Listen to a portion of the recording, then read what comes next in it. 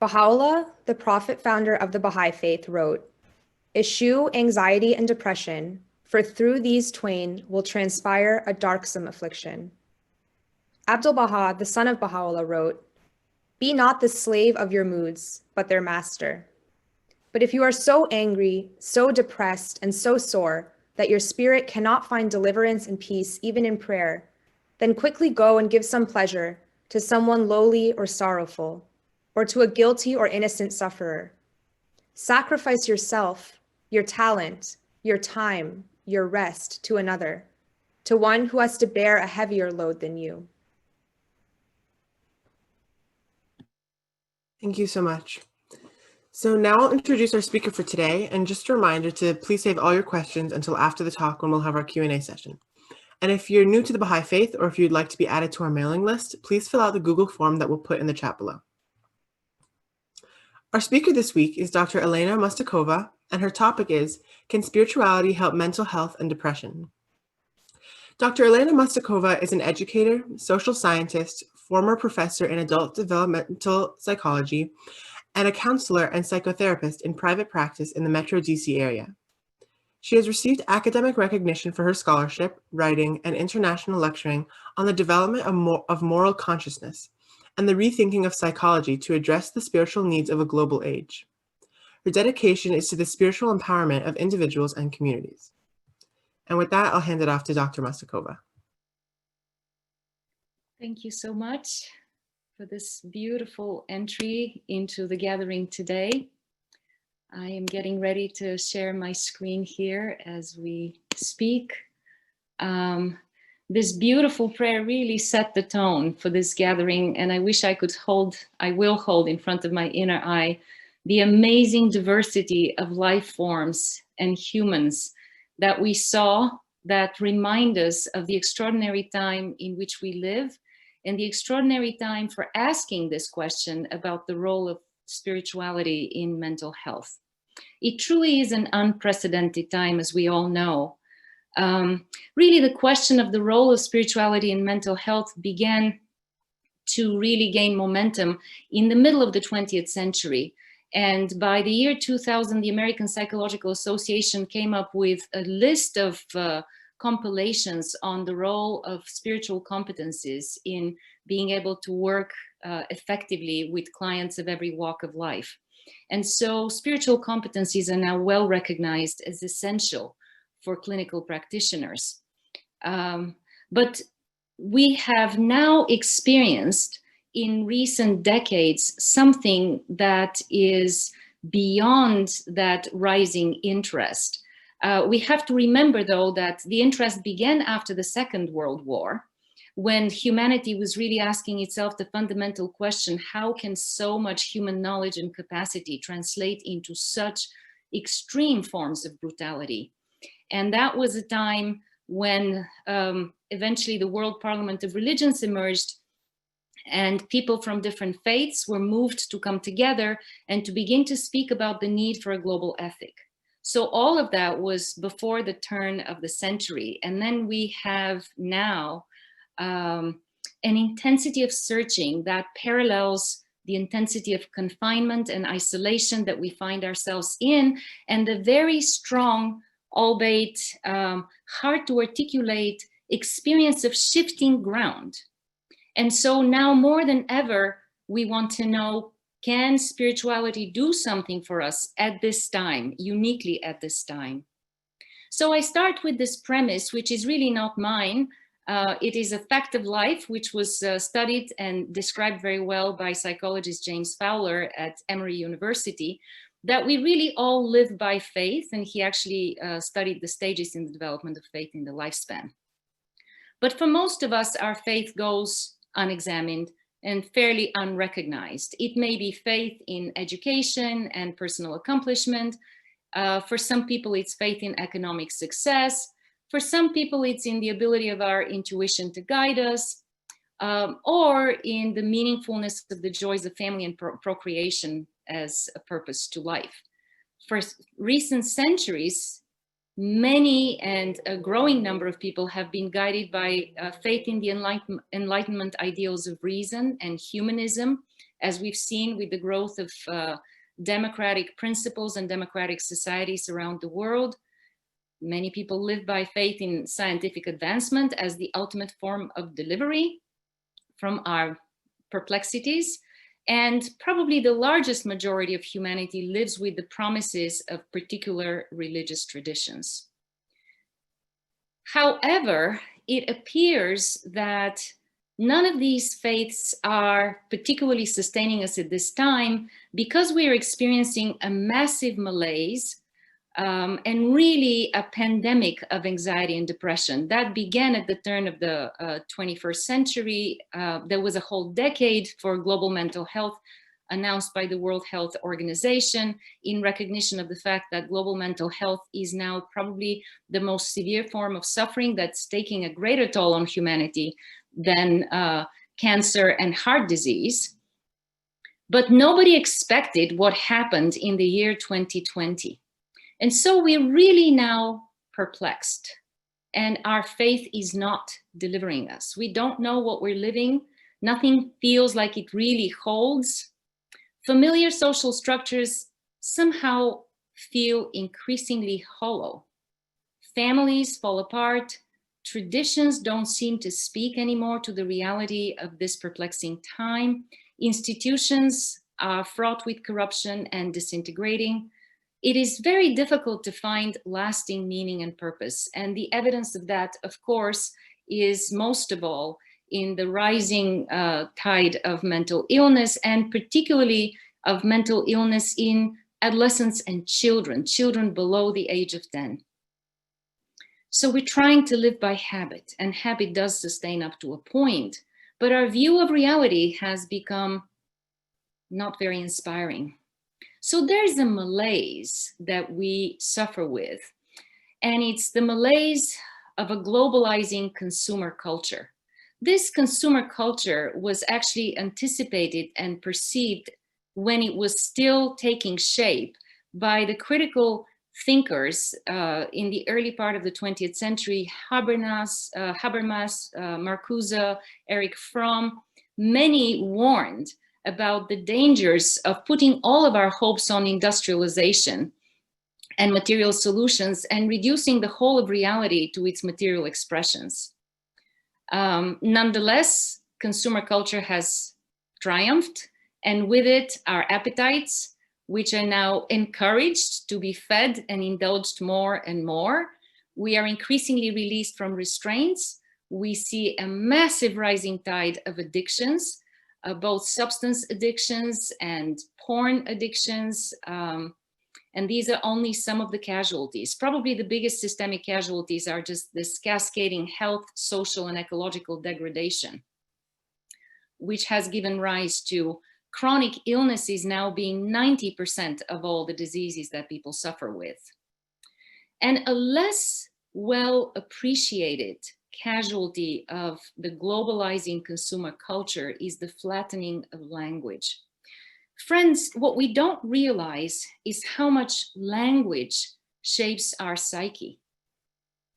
The vibrations of language actually influence the baby, the fetus in utero, and shape its experience, the intonations, the ways different languages emphasize certain realities and overlook others. So language was recognized historically in human cultures as very powerful, but with industrial society and consumer culture, language has flattened. It has become mostly pragmatic, very technologically driven, detail-oriented, fairly lacking imagination, often unbelievably crude in the public space. And it is apparently distorting the soul's aspirations for truth, for meaning. Not to mention the fact that it's also become highly ideological. Just about everything gets attributed to a particular ism. And we see a spreading of falsehoods and a degrading of critical thinking in the public space, where words are literally drained of meaning. So the situation is very serious and people are suffering. But But what we didn't expect is that that implies that we have to examine everything. And primarily, we have to examine the faith that sustains us, consciously or unconsciously. This was a proposition that was first put forth 160 years ago by a Persian nobleman who became known as Baha'u'llah, the founder of the Bahá'í Faith perspective. And he first suggested in the mid-19th century that faith needs to be freed from dogmatic religious distinctions and redefined as a divine foundation because of love in human hearts. And that comes from promulgations of universal peace. And I have to be able to see here my pages. Let me see. Okay, sorry. He also suggested that faith can and needs to be found in the complementarity of scientific and spiritual approaches to the study of reality. Obviously, this was a very revolutionary claim in the middle of the 19th century, that faith needs to be freed of dogmatic religious distinction, that faith can come both from spiritual and from scientific understanding, and it needs to be examined. It is not so surprising to us now, 160 years later, when that's what we're living. And that's what we're doing. Every person that I talk to, whether they frame it in those terms or not, are essentially examining in therapy the faith that sustains their life, the holding environment, what holds and what doesn't. So Baha'u'llah put forth this revolutionary principle of the unity of science and religion. 160 years later, we actually are increasingly understanding the reasonableness of this proposition, because the way of science, which studies the outward or physical reality, physical and social reality, and the way of religion and spirituality, which studies the inner realm, the realm of consciousness, are actually very mutually complementary. And they each can and do go wrong and need the corrective of the other. The rational analytical method, when not corrected by the humility of contemplative insight, can very quickly become arrogant and dogmatic science. And reversely, contemplative insight, when not corrected by analytical thinking and scientific analysis, very quickly, as we've seen in modern times, degenerates into fanaticism and extremism.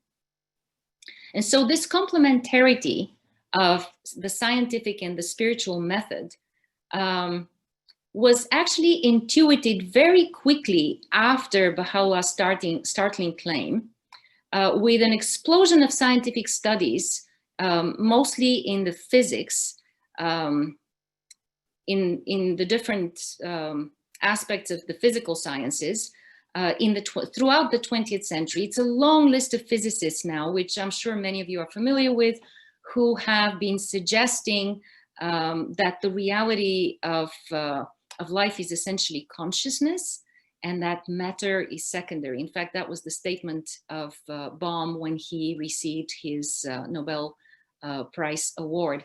But more importantly, this thinking began during the First World War, when Austrian physicist Erwin Schrödinger, in the middle of the suffering of the First World War, was actually, while hungry, carrying out his studies in the Austrian University of Vienna's Physics Institute. And he was actually suggesting at that time, that early on, that it appears that everything is interrelated and mutually attuned, that consciousness is transpersonal, universal, collective, and infinite in space and time, that we are suffering from a consensus trance, he called it, a collective delusion about the nature of consciousness. We have come to believe and to think about human personality as located inside the body. He called that a trance at the beginning of the 20th century. This is about 100 years before today. And as you can see from the slide, I'm drawing this from Dr. Larry Dossey's extraordinary book called One Mind, where he compiles a lot of contemporary science and knowledge on the reality of consciousness, the primary reality of consciousness. For this reason, Dr. Larry Dossey called Schrödinger the patron saint of one mind. And so when we see human personality as locked into the body and human consciousness as locked into the body, this is our common experience. The graph that you see here, it is excerpted from my book, which will be coming out in just a few months, called Horizons of Radical Healing. And this graph really shows the inner fragmentation of personality that I see all the time in my office, and all of my colleagues see in their offices. And what does that mean?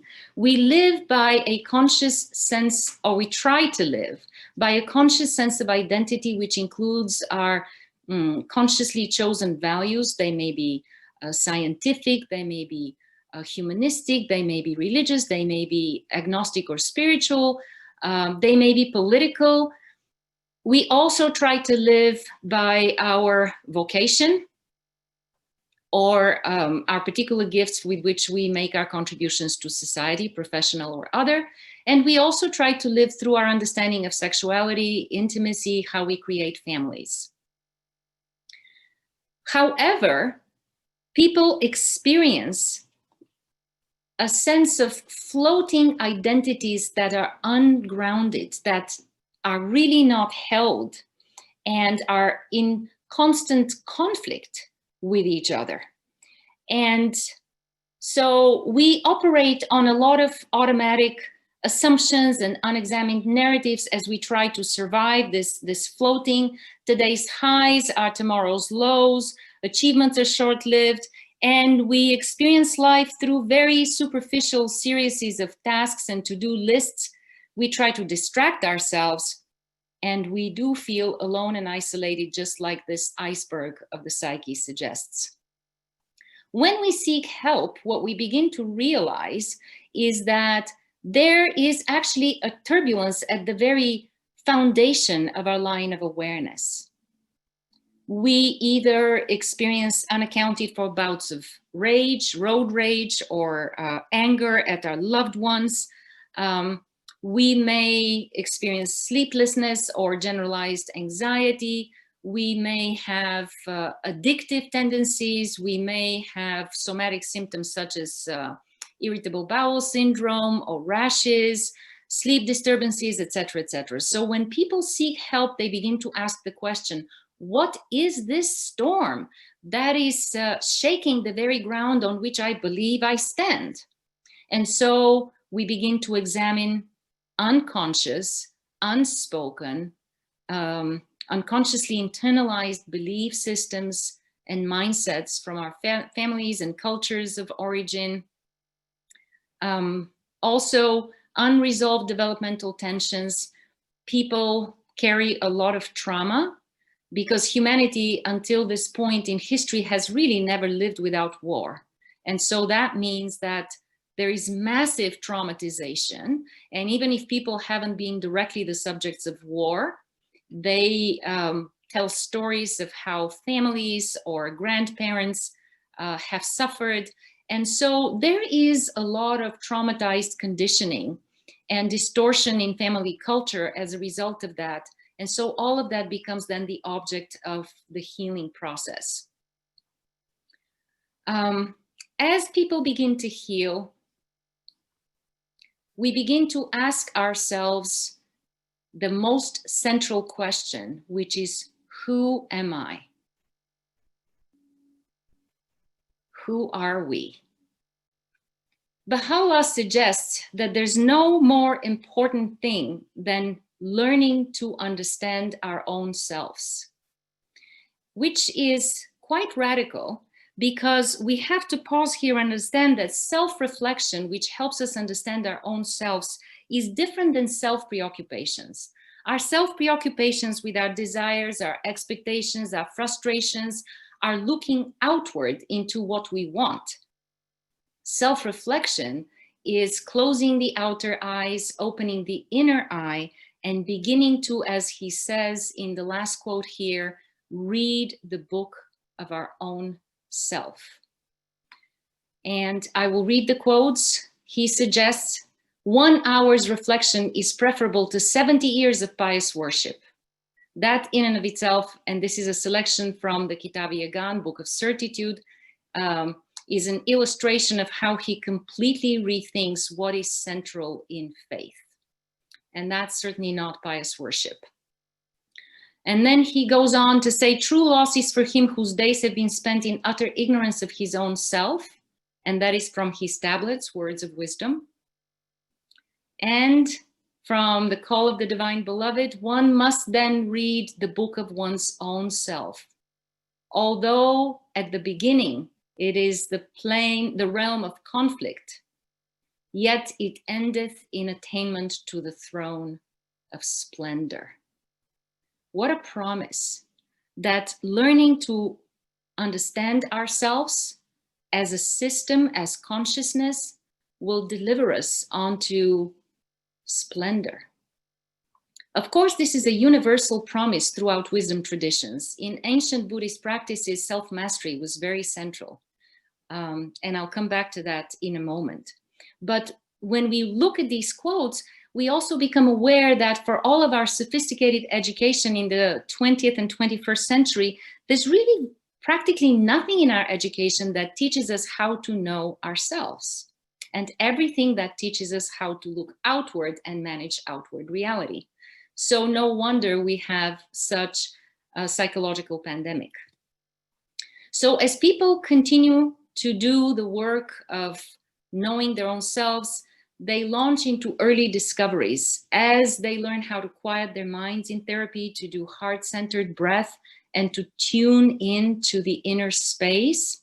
They become aware of a longing that is actually deeper than our Freudian instinctual nature, which the whole 20th century suggested was our very essence.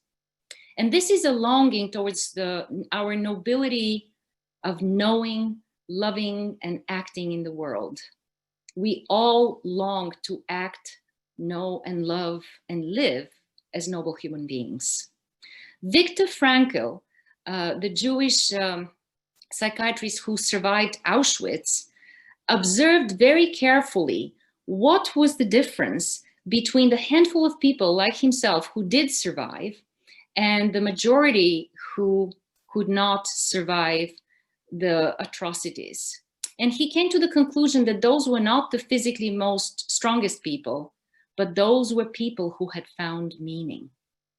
And he published, of course, that in his classic Man's Search for Meaning after the Second World War. And he spoke of our unconscious spirituality as our most fundamental driving motivation. That is new to the kind of psychology most of us have heard in the 20th century. Nowhere in my studies of human growth and development was there any mention of our unconscious spirituality.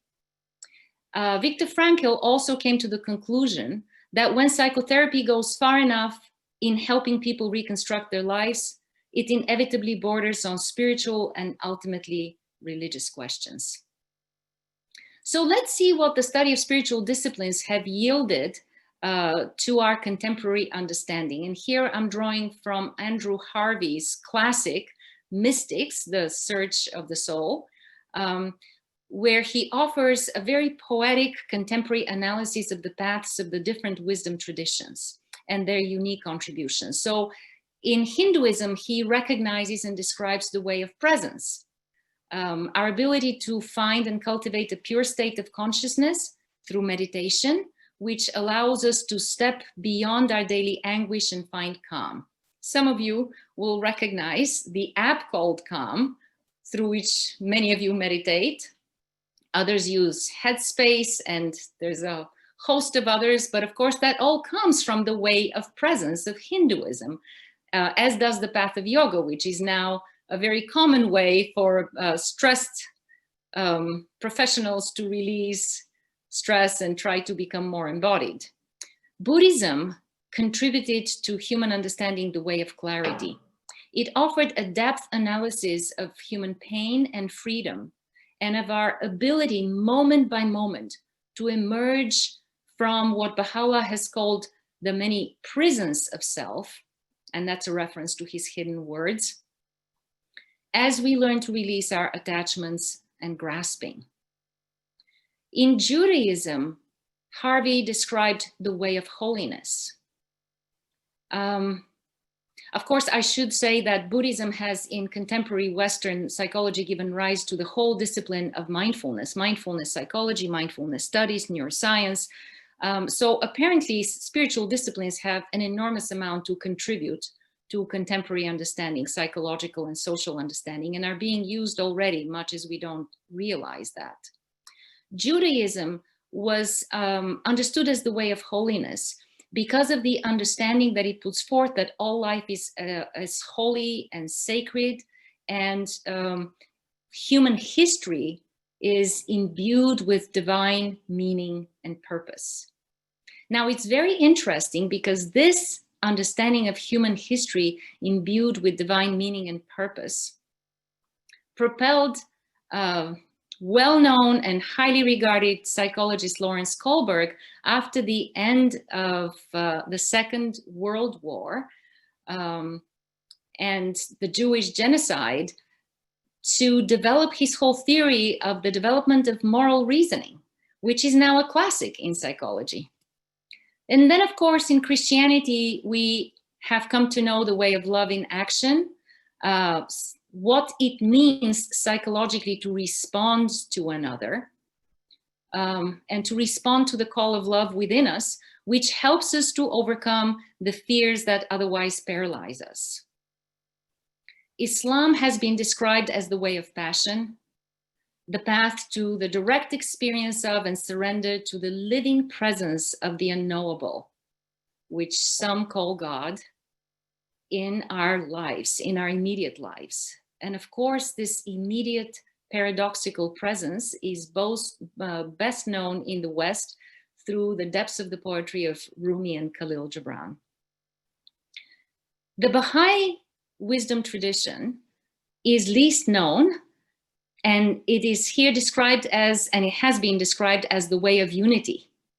It offers an integral evolutionary spiritual understanding of reality, which a good century after it was first revealed, Ken Wilber described as integral psychology, with his famous 4 quadrants of reality that describe the internal experience of the I, and the internal experience of groups, the we, and also studies objective physical reality as it, and objective social reality and social structures as they. However, this spiritual understanding contains profound elaborations of the unity of religion. There is a principle that Baha'u'llah described as progressive revelation, that essentially religious knowledge or spiritual knowledge originates from only one source, an unknowable source, and its historic manifestations and expressions through the centuries in different cultures and parts around the world have couched this universal understanding and universal principles in particular social teachings, which were a response to a particular age and time and its needs, and then become outdated, whereas the universal spiritual understanding remains universal. There's also the understanding of the unity and the material and spiritual aspects of life, about which we're actually now talking, and which science is now coming to understand more and more. There is a strong emphasis, as you saw, on developing the unity of self through self-knowledge. We discussed that already. And probably the most difficult part is a profound emphasis on the fact that any kind of spirituality and any kind of spiritual claims are tested in our ability to establish interpersonal and intergroup unity, and to recognize our interdependence in the fullness of our diversity. So when people begin the work of integration in psychotherapy, they begin to cultivate what this graph here describes as an inner center. You can see there is a significant difference between this iceberg, which has now a punctuated line of awareness. So awareness has become much more permeable, and people are receptive to, open to, aware of a lot more than the top of the iceberg, which is their consciously chosen identity. The inner center is cultivated through quieting the mind, through heart-centered breath, as I've already spoken. A range of methodologies that have been drawn from all the spiritual disciplines that I just described. And as this personality integration takes more and more effect, and that is a lengthy and quite remarkable process to witness and to accompany, people become increasingly aware of the contexts that are the holding environments of their lives: personal contexts, communal contexts, and societal contexts. And people begin to realize that they're not these isolated individuals, that they both are influenced by their context and have the opportunity to recreate these contexts so that they become more humane holding environments. People also awaken to their intergenerational legacy and the many forms of trauma that have to be healed. And so, how we can create health at this time of extreme social and global turbulence has a lot to do with what you see here shown as the horizontal and the vertical dimensions of the integration of the human psyche.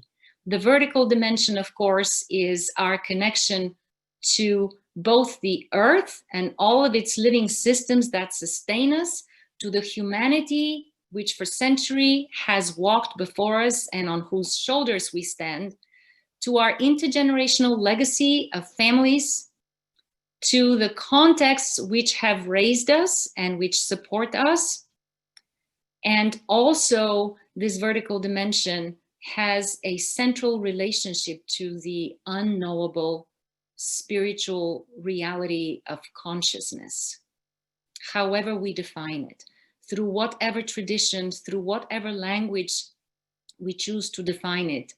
What is important is to recognize the reality of the spiritual, the reality of consciousness. The horizontal dimension is the expanding of our circles of connectedness, from me as an isolated individual going about my business and trying to feel less miserable and better from day to day, to taking care of my family and protecting it from the turmoil in the world, to loyalties that expand to other communities, to suffering communities, to people from all walks of life, to the full diversity of the human race, to the natural systems, expanding connectivity.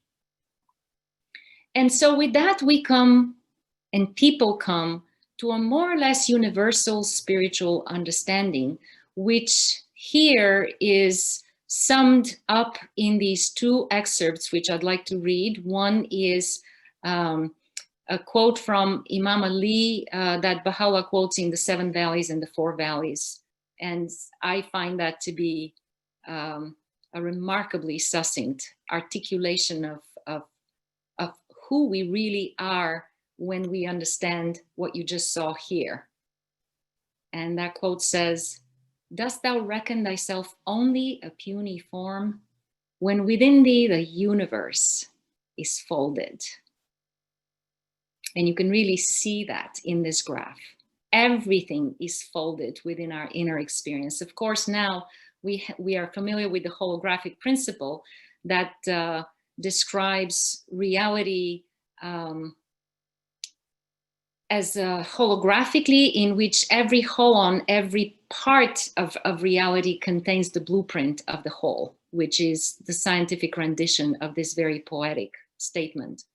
And another excerpt from the Hidden Words of Baha'u'llah Turn thy sight unto thyself, that thou mayest find me standing within thee, mighty, powerful, and self-subsisting.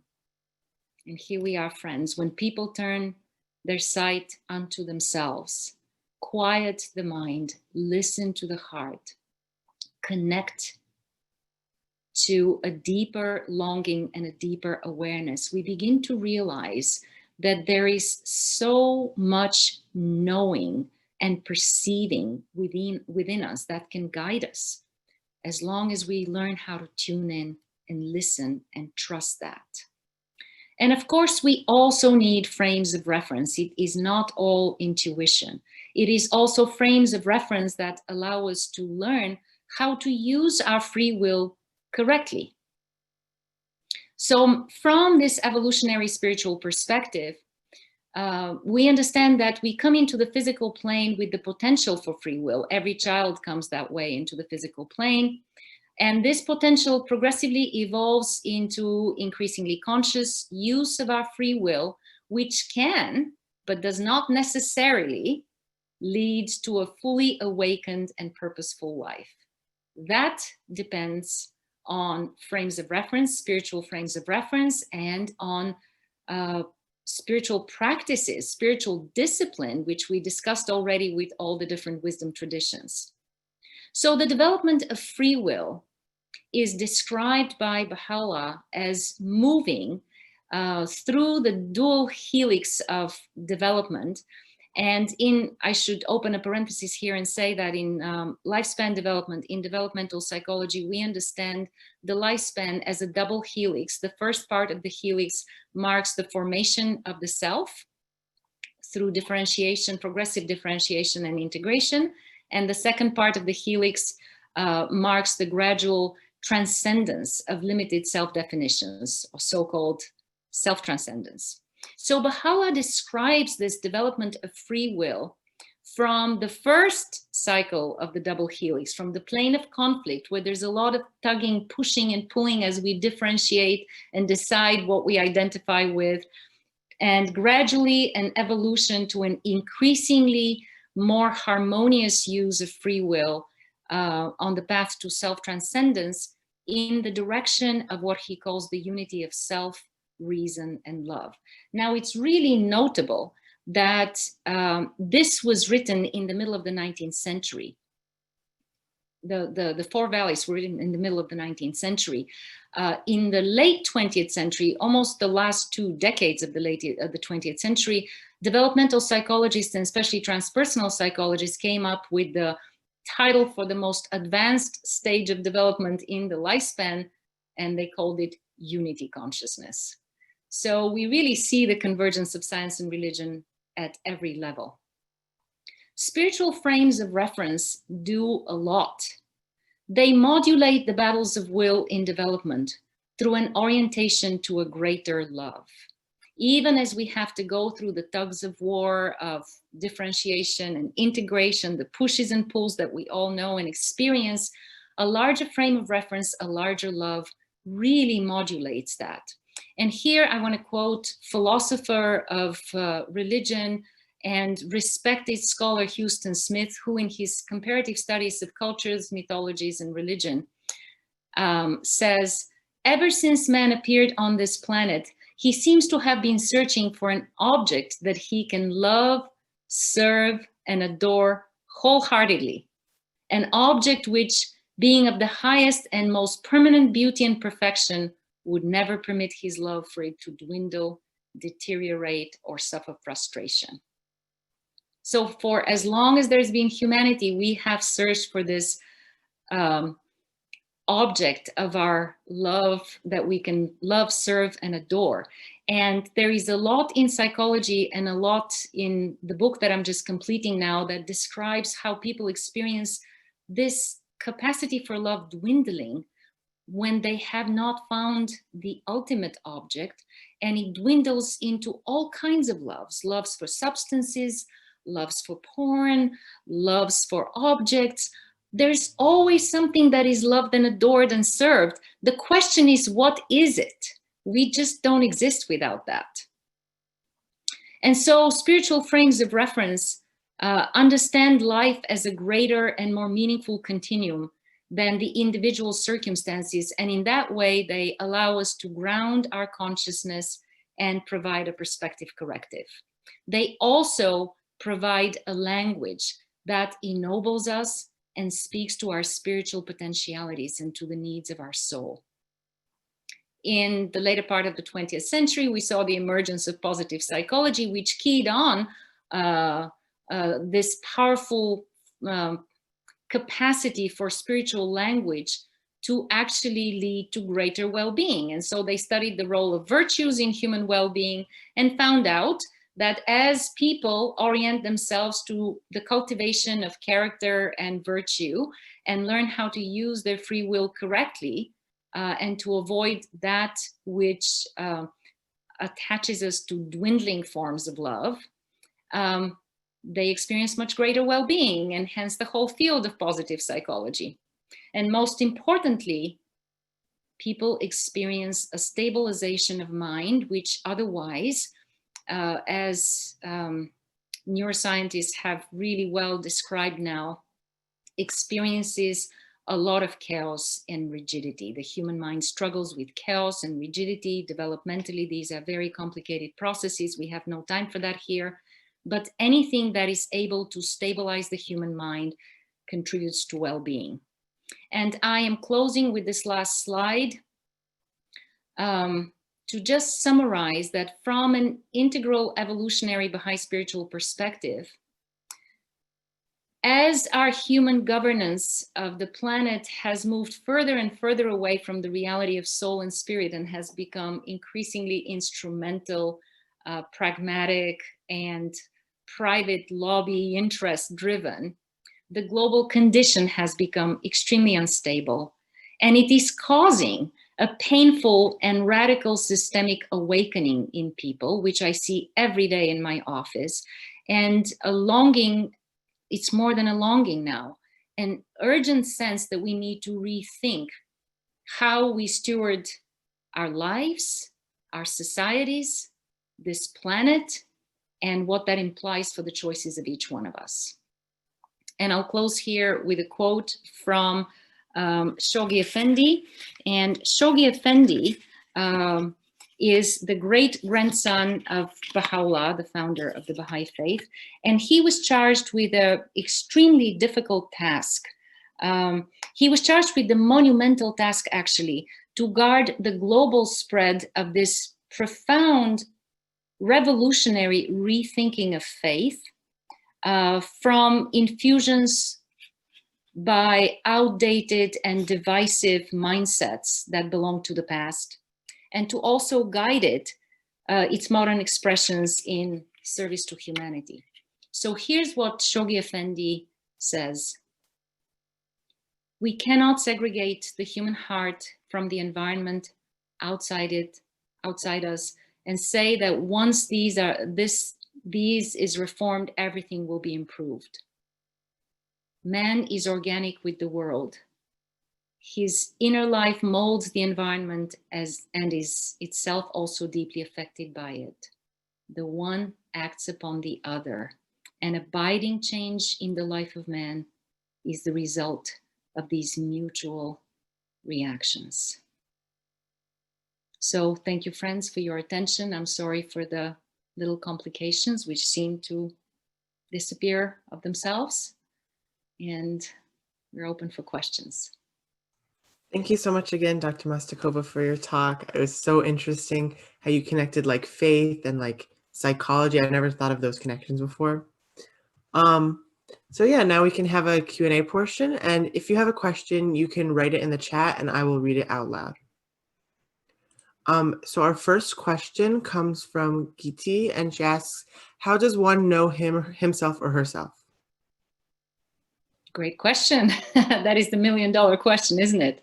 That's why the spiritual sciences, for as long as humanity has existed, have focused on this question and have developed all the practices that we just discussed a little earlier.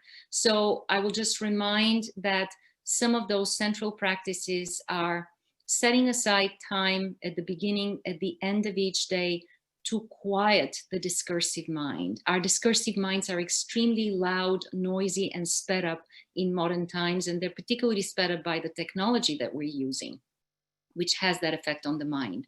So it's essential in the beginning and in the end of the day, and possibly somewhere in the middle of the day also, to be able to interrupt and to quiet our minds through brief meditation, heart-centered mindfulness breathing. For those who feel comfortable with prayer, you can find some spiritual words that speak to your heart and soul and read those. Quieting of the mind has to be deliberate in those ways. It also is achieved as we read spiritual sources, because they really shift us into a different way of thinking and processing information. They shift us away from linear, analytical, rather circular thinking into a more holistic state of mind that has currently been described as flow thinking or whole brain thinking, but it's really more whole mind thinking. So these are all methods to quiet the mind and to begin to see what we're starting to hear within. And then reading the spiritual traditions have a lot to tell us about the nature of the soul and the nature of who we are. So deepening in sources other than Google and the internet, reading, good old-fashioned reading of spiritual sources. There's all kinds of amazing collections, comparative religious collections, spiritual collections. There's a lot of sources, but as we tune in and listen, we understand more. So this is a very short answer, but it's a beginning. Oh, and I should say that we also do quiet our minds through contact with nature and our embodiment. And so that's another way that is also excellent to try to tune into our inner reality, to be in nature, to commune with nature, and then tune in to the internal realm of consciousness. Thank you. Our next question is from David, and he asks, the spiritual reality of consciousness. Please explain what you mean by this. Well, that will be a little difficult for me to explain, because great physicists are really trying to explain that, and they offer all kinds of different ways to come at it. But what they are generally proposing is that a very small part of what is mathematically inferred to be reality seems to manifest in physical matter. And I can give you sources for that, not off the top of my head, but last year there was a talk by Deepak Chopra at the annual, he was the keynote speaker at the annual conference, the 2019 conference on consciousness studies. This is a global consciousness that now happens every year. And he gathers physicists and scientists and consciousness scientists from all over the world, as well as spiritual practitioners. And that's what they talk about. What is the nature of consciousness? How can we describe it? How can we study it? And what is the nature of consciousness, right? Why? Because it's not material. So in this keynote speech by Deepak Chopra, he actually speaks quite eloquently about how we are arriving at some ways to think about the spiritual nature of consciousness. But really it's non-material, and it precedes material reality. That's what scientists are concluding. Another great source would be the book, The Field, Lynn McTaggart. Lynn McTaggart traveled all over the world and interviewed quantum physicists on their particular discoveries on the nature of consciousness and the so-called field, that is energetic field, that is now presumed to be reality, non-material reality. And then she described these interviews in lay language and published them in the book, The Field. And of course, they've been confirmed by physicists to adequately represent their findings. So that's another source we could have a whole different gathering on the spiritual nature of consciousness. Thank you. Our next question is from Melissa, and she asks, how do you, Dr. Elena, define the soul? The soul for me is a mystery, and that's something that Baha'u'llah speaks very beautifully about, and I relate to the way he describes it. It is that mystery within us which knows and perceives, regardless of our level of education, regardless of the level of our analytical thinking, it knows. It is that entity that in utero studies are now describing seems to exist in the first trimester of pregnancy, when there is no brain yet. There are veridical in utero studies, which I quote in the upcoming book, quite a host of them, that describe spontaneous experiences and recollections of very young children of their experience in the first trimester, in some rare cases, even experiences of the moment of conception. And always this consciousness, which Jenny Wade, a fellow developmental psychologist, calls prenatal consciousness and describes it in her book, Changes of Mind. This prenatal consciousness in the first trimester, before the full development of brain yet, is characterized as highly empathic, very attuned with the emotional experience of the mother, very compassionate, and profoundly understanding.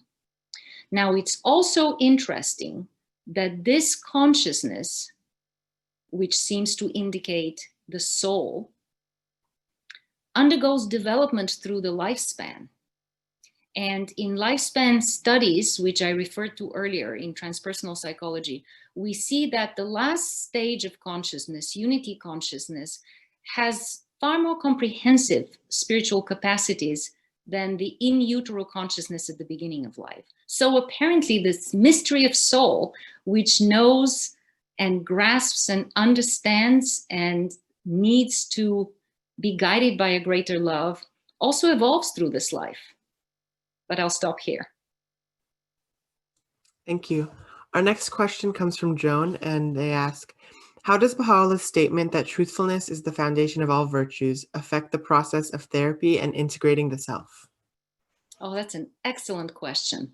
Truthfulness, well, friends, if you are not willing to face yourself, therapy is not going to be too helpful.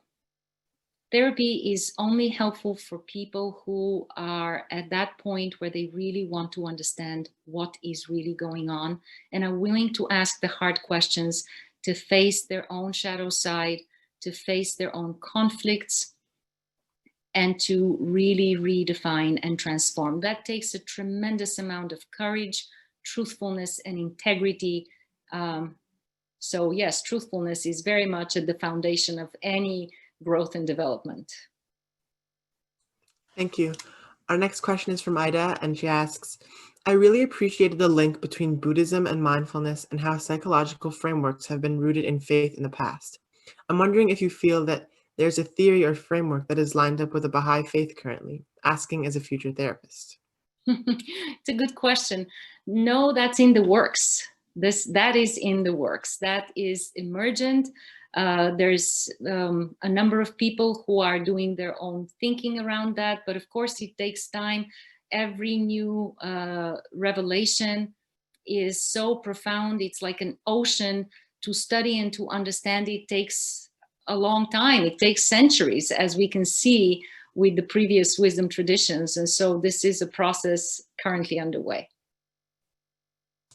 Thank you. Our next question is from Pete, and he asks, is there room yet for empirical science to be balanced by metaphorical science? Absolutely, and it's happening all the time. One of the examples of that that I find particularly interesting is the Heart Math Institute in California, which actually took on the metaphor of heart in all the wisdom traditions and in all spiritual references, and asked the following very empirical question. Does the physical heart have anything to do with the metaphor of heart in every wisdom tradition.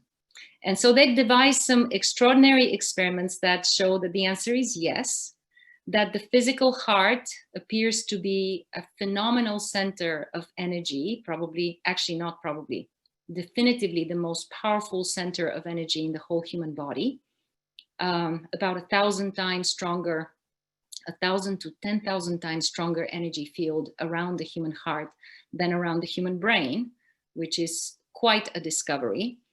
And that the heart actually seems to communicate with its environment and with the brain, with its living environment, through what they call biophotonic emissions. So speed of light emissions. And this is shown through experiments which you can try to research both through the publications of the HeartMath Institute, and also there is a documentary on the movie platform called Gaia, and the documentary is called The Living Matrix. And in the last part of The Living Matrix, you can actually see those experiments reported, which is one of the few places that I find them reported, because this is all new work. But I will say that a lot of experimental knowledge is coming out now about how we can optimize our relationship to the physical heart, and how that actually optimizes our experience of spiritual ground, our experience of mind, etc., etc. So there is no unsurmountable contradiction between empirical science and the spiritual sciences, and people are becoming more and more creative in finding ways to work with both. Thank you. Our next question comes from Becky, and she asks, how do you stay above the negativity and disintegration of society as a professional so that you can help others? I work with young people and I want to be a source of hope and encouragement for them and hold on to a spiritual perspective. Your suggestions would be appreciated. That's such a wonderful question. It is a very difficult time. There is really a lot of negativity released out there, and we all suffer. Before I did psychology, I studied psycholinguistics. And so I have a very special sensitivity to the power of language to frame the reality of our experience. And so I make sure that I expose myself to the kind of language that ennobles and uplifts me, brings out my radiance, encourages me to tap into my spiritual nature, which, as we saw in the opening video prayer, with all the images, that kind of experience always brings joy. And so I make sure that I tap into my higher nature and that experience of joy and ground and expansiveness as I get ready to face humanity every day. And that's very sustaining. So we just can't say enough about the power of purified spiritual language, language that does not impose dogmas, but really elevates the soul, the power of such language to really fortify us for what we have to face every day. Thank you. Our next question comes from Nancy, and she asks, is it what has been called the mystical experience when a person truly reaches the knowledge of the deepest consciousness, non-material reality? If one truly obtains this awareness, is it not, quote, beyond an intellectual discussion and words? It truly is, and in all the mystical traditions and the mystical perspectives that have been recorded, people describe it as no more than a momentary opening. In this physical plane, we are in constant motion. We don't ever arrive and stay at the pinnacle of accomplishment. In fact, the 7 valleys and the 4 valleys of Baha'u'llah, which are a highly mystical and very developmental text, make it clear that we cycle through these different valleys, which are really stages of developmental stages, many times in a lifetime. And each time we reach epiphanies and new realizations and new breakthroughs, it expands our consciousness and launches us onto a new cycle. And so, yes, these intuitions, these insights are certainly beyond words, and they are also not something we can hold on to here, but they do leave an impact in the state of human consciousness. People who devote themselves to the cultivation of the spiritual disciplines strike everybody as much more peaceful, more radiant, more loving, more centered, more content. And that is the proof of the pudding. The proof is in the pudding. But nobody can hold on to this on this plane, it doesn't seem. Thank you. Our next question comes from Camilla, and she asks, you say consciousness is non-material. Isn't the material world actually built of just energy and therefore not material either? Well, that's what physicists are actually suggesting. That's where the new science is becoming so fascinating. And I'm not going to launch further into that because I am not an expert, but that's what my reading is helping me understand, that when physicists are talking about subtle energy, they're basically saying that it's something that we cannot measure, that we cannot describe, that it creates a field. So there's just some very interesting findings. Again, I will say the earlier references that I made to both Chopra's keynote and all the publications of the Conference on Consciousness Studies will answer that question better than myself. Thank you. Our next question is from Alex, and he asks, would you have any examples from your experience of how finding meaning has been helpful in spiritual or mental well-being, or any suggestions for how finding meaning can help people in the present pandemic predicament? Another excellent question. I certainly can give you a personal example from my personal history, and then I'll go to the suggestions for now. I grew up in communism, and I saw one of the most extreme betrayals of the human spirit ever. It was a system that I was born into and thought I would die in. And so this question about why we betray ourselves has always occupied me. It's been at the crux of all my 30 plus years of the study of consciousness and human development. And the evolutionary spiritual understanding offered by Baha'i integrative sources helped me realize later on in life that what I was witnessing and suffering under was actually an evolutionary social process. And it just framed everything in a way that I could make sense of it.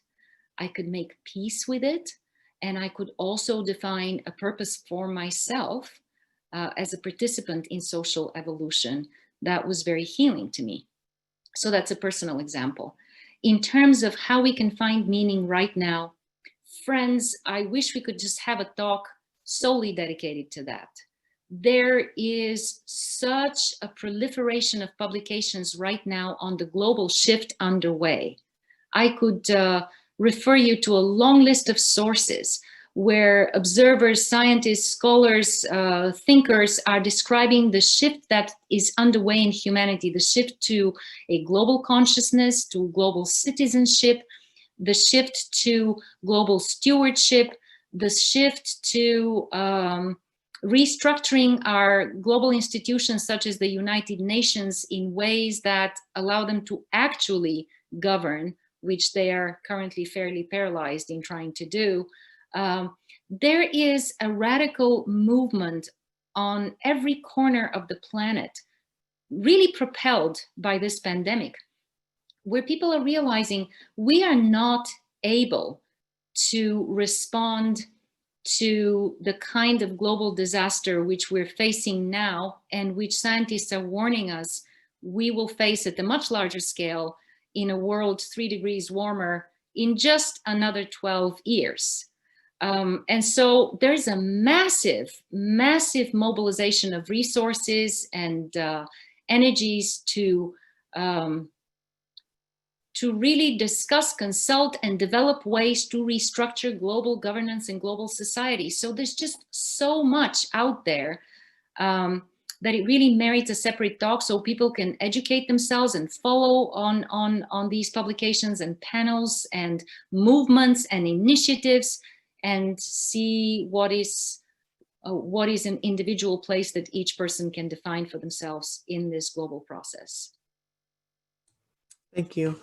Our next question is from Mercedes, and she says, I have recently come to a realization that the traditional psychology's attempts to heal depression and anxiety centers on the individual's healing, which I believe is important, of course. However, religion, and specifically the Bahá'í Faith, centers and encourages individuals with depression and anxiety to give and serve others as the way to heal. In other words, emphasis is on giving than taking, and on others than oneself. Can you make any comments on this realization? Yes, I would like to. Thank you very much. I would like to say that it's not either or. It is impossible to truly serve others when we don't fully understand the book of our own selves, as we saw the quotes from Baha'u'llah. Because when we don't understand ourselves and we try to serve others, we tend to subsume them into what we believe is right for them. And so, yes, service is the ultimate form of healing. Service to the stewardship of this planet is probably the most powerful thing that we can do at this critical historical time. And it also goes hand in hand with self-knowledge, self-understanding, and development. And I would say that the healing of depression and anxiety includes both. Thank you. Our next question comes from Jules, and she asks, how do we avoid falling into self-preoccupation and hopelessness when practicing self-reflection, especially when we find the darker parts in us? That's another good one. I keep coming back to the language that you choose to meditate on. So from a Baha'i perspective, which is just most familiar to me, which is why I'm speaking from it, we are certainly encouraged to bring ourselves to account each day, but that is not in order to crucify ourselves or to become disheartened with our failings. That is simply in order to bear witness, to bear compassionate witness to our developmental trajectory, to our trajectory of growth and development. And so as we become aware of our liabilities today, immersing ourselves in language, and meditative, beautiful spiritual language, which brings out our potentialities, is the most empowering way to prepare for the next day and for the next challenge, so that we can more fully manifest our potentialities. Remember that our ability to manifest more fully our free will is a lifelong developmental trajectory. So the failures of yesterday are not something we need to dwell on. There's something we need to recognize, of course, and bear compassionate witness to so that we can understand them. But then the really important question is, what can we draw on within ourselves and cultivate within ourselves that moves us forward and beyond that? Thank you. Do we have any other questions before we close off for the day? We have a question from Alicia, and she says, how can we prepare for marriage with all of our anxiety and past depression? Yeah, that's another very important question, especially at this time when people are having such a hard time making commitment to another person. Well, from my understanding, the marriages that work and succeed are not marriages that don't have challenges, but marriages where two people are really oriented towards growth, development, and service together. So if this is the shared value and orientation, and it's not just in words, but it's actually a lived commitment to growth and personal development and service together, then the couple consults. They can consult with professionals. They learn how to bear witness to their traumatization that they bring into the marriage, how to speak compassionately about it, how to open space for that so that it really does not hijack the marriage. And these are skills which there is now a lot of understanding about.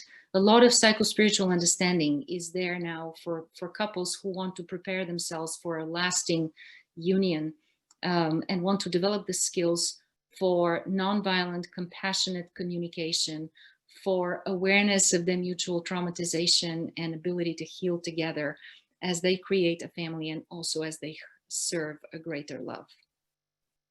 So I'd be happy to privately recommend sources if people would like to ask more. Thank you. Our next question comes from Earl, and he asks, can you speak about the value of the language of gratitude? Well, that's definitely my favorite. The language of gratitude, the feeling of gratitude really sustains me every day. I am just amazed at the beauty of life and human capacity, even in the midst of all of our confusion. So I really meditate on that every day. And I meditate on the things that I feel deeply grateful for. I feel grateful for the existence of spiritual language that inspires and ennobles, for the existence of forums where people seek to learn together. So the language of gratitude is something that really has to be cultivated. It helps tremendously to cultivate it. Each of us can start simple. During our morning mindfulness routine, we can reflect on what are things this morning that we're grateful for. And what do we want to carry gratitude for throughout the day today, given the challenges that we anticipate facing. So the language of gratitude really sustains and uplifts. And so cultivating it can start simple. And then the most obvious example that comes to me that is helpful to me in cultivating my own spirit of gratitude are Baha'u'llah's hidden words. Those are one paragraph, short 3-4 liner, condensed verses, which really boil down the eternal spiritual wisdom across wisdom traditions into a contemporary language suitable for meditation, but also very beautiful, very poetic. And so every hidden word that I meditate on fills me with gratitude. But that's my path. You may find other things that inspire gratitude in you. I'm sure there's lots of things. There's children, there's animals, there's nature, there's a lot. Thank you. Our next question comes from Camilla, and she asks, we can monitor our own language, but how do we protect ourselves from the language of others while still listening openly to other people? Well, the art of deep listening is very powerful here. The ancient art of deep listening is what I call it in my upcoming book, because really every spiritual tradition has called its followers into this state of quiet mind and deep listening. So when we deep listen with a quiet mind to other people, we can hear past the crudeness of language, the negativity, the strong reactions that get thrown around at times, and we can hear what the soul is really trying to express, the longing, the anguish of the soul. When we hear that, the language that is thrown at us feels less offensive, and we are more able to ground ourselves in a meaningful response. I guess if we don't have any more questions, we can close here for the day. I want to thank you again for your talk. It was really comprehensive, in depth, and I think all these great questions added on to that. My pleasure. Thank you, everybody. Thank you so much. So these talks occur every Saturday at noon Eastern Standard Time. So you can invite your friends and family. And if you're new to the Baha'i Faith, or if you'd like to be added to our mailing list, just please fill out the Google form that we'll put in the chat below now. And we're going to close off today with a Baha'i prayer set to music.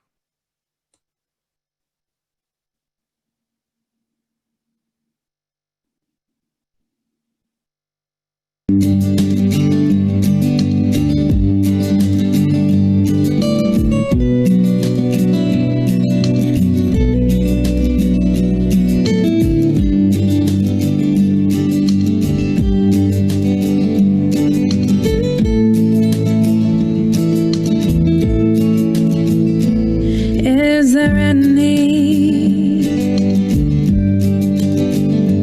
remover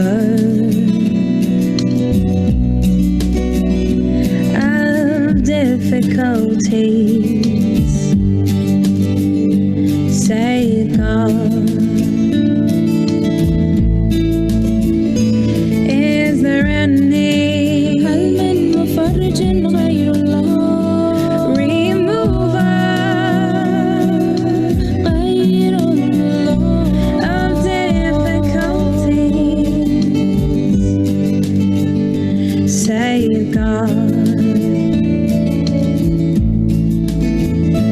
Praise be God.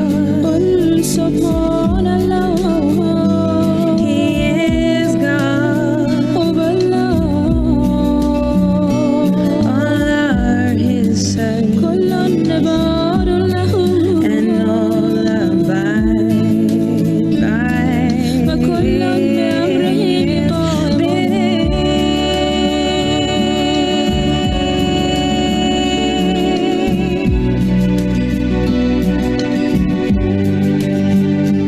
His bidding.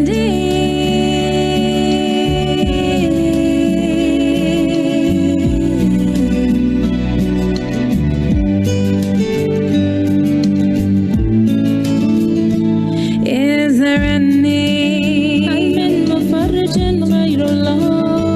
remover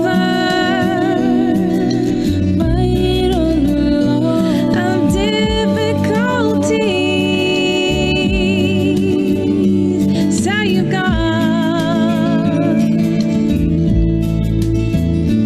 Praise be God. He is God. All are His servants, and all abide His bidding.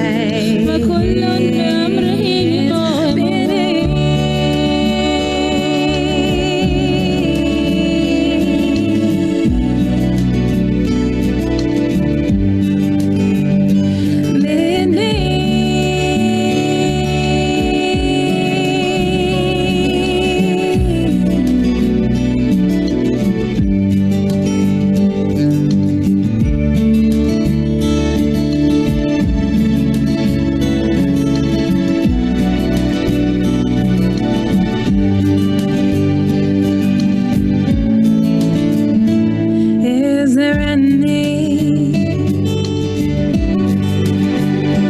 remover of difficulties? Say God.